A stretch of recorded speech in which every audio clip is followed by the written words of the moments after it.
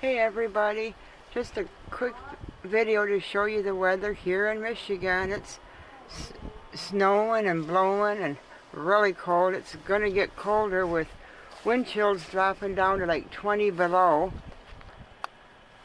So yeah, it's really cold here today. It's supposed to go on for a couple more days.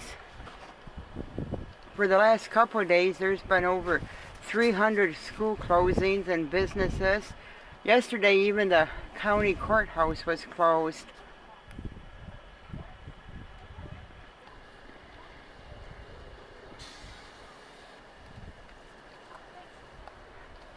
Well, have a good day, everybody. It's too cold to stay out here too long. Thanks for viewing.